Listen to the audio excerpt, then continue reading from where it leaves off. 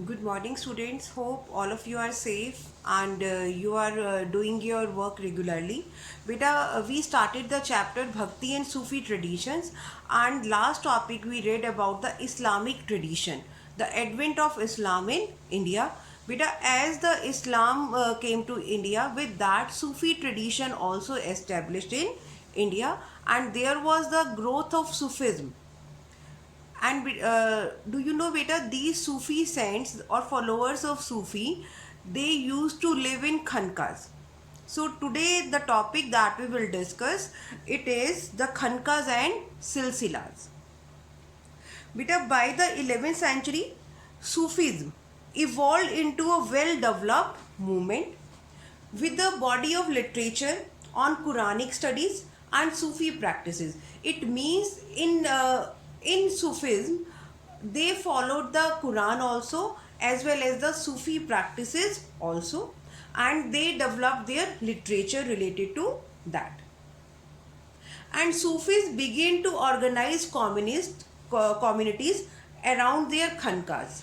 And do you know, beta, these khankas, they were controlled by a master, and those master were known as sheikhs, or they were known as peer or murshid, and they control their disciples होते थे मुरीद बेटा, जो उनके followers होते थे, and they appointed a successor also, that who after the master will became the next master. तो उनको क्या बोला जाता था? Successor. And they were also known as Khalifa. Now he established rules for spiritual and interaction between inmates as well as with the ordinary people. It means there was a complete system, as management was there, that who will be the head person of khanka, how all the activities will be controlled, and who will be the next master of the khanka, and how the spiritual interaction between the people will be conducted. With that, Sufi silsilas also begin in different parts of the Islamic world. Silsila क्या होता है बेटा? Continuation of something, right? So there was a continuous link between master and disciple, and there was an unbroken relation to the Prophet Muhammad. So it was through this channel that spiritual power and blessings were transmitted to devotees. And even some special rituals were also performed just to initiate, like now which rituals were those? To shave the heads, to wear a patch garment. आपने देखा होगा बेटा, कपड़े पे patches लगे होते थे. जो ये सूफी संत होते थे वो पैचेस वाले कपड़े पहनते थे. So these were some rituals. Those were performed by these Sufi saints.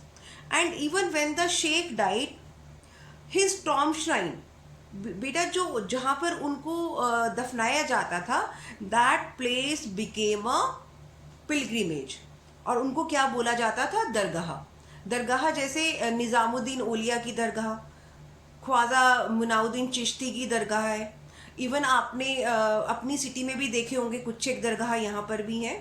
So actually those were the tomb shrine of the sheikhs, and it became the centre of the devotion. So जो भी followers होते थे उनके, that became a pilgrimage centre for them. And even people came over there for जियारत or for pilgrimage. Other than that, on especially on the death anniversary of the sheikh, or sometime if just to take the blessing at the time of marriage, then also they used to visit that dargah places. So this was because people believed that in death, saint जो ये Sufi saint थे, they were united with the God. So it is very important to take their blessings. So it evolved, it gave birth to a cult that was named as Wali, right? But beta, there was also an atmosphere outside the khanka. Beta, outside the khanka, even some movements were there which were known as the interpretation of Sufi ideals. क्या क्या थे बेटा? जैसे practice of begging. Then, but many people they rejected such practices.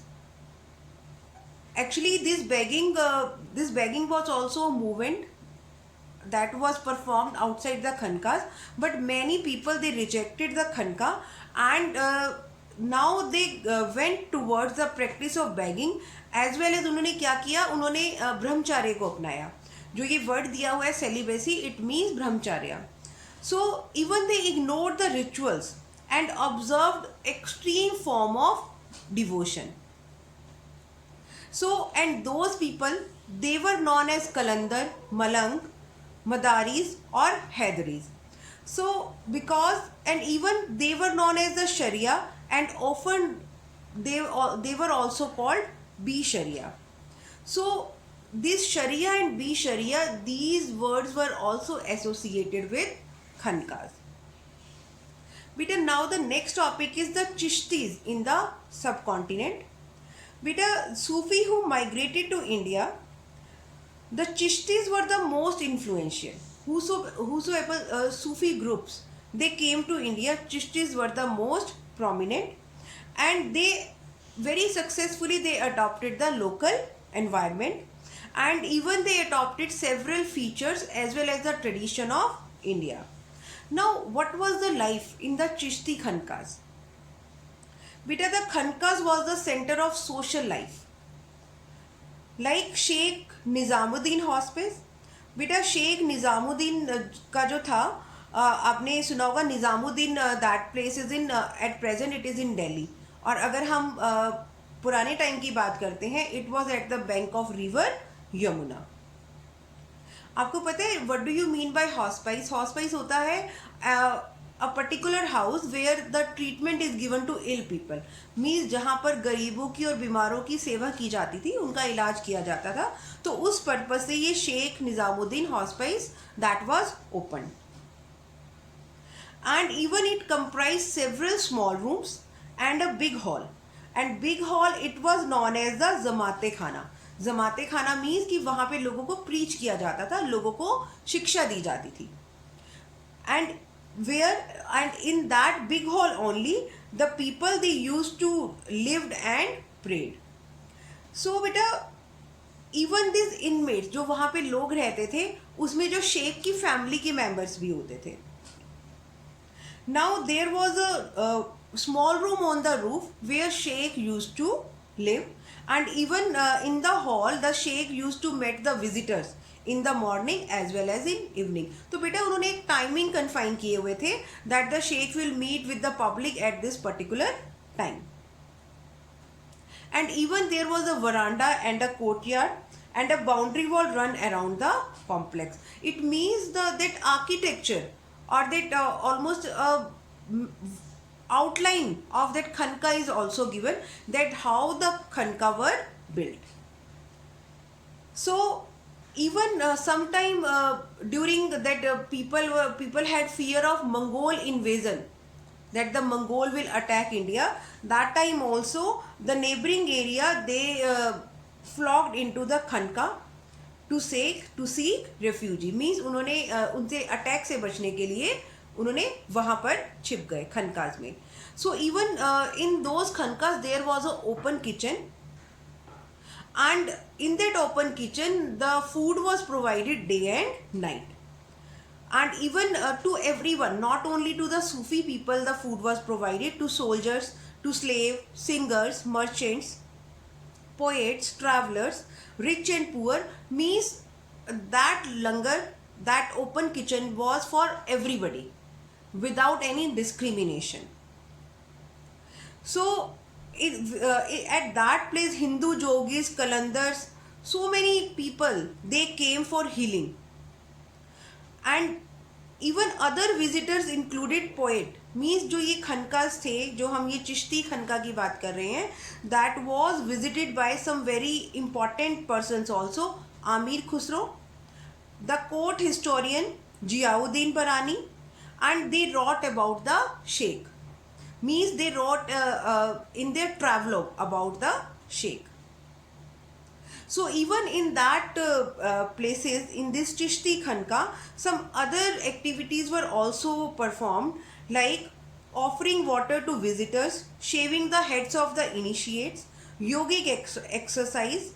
So all these were also done over there, and Sheikh Nizamuddin appointed several spiritual successors, deputed them to set up hospices. Hospices means the home for ill persons. So this way they were spreading very good ideas in the society to help the ill people and poor people.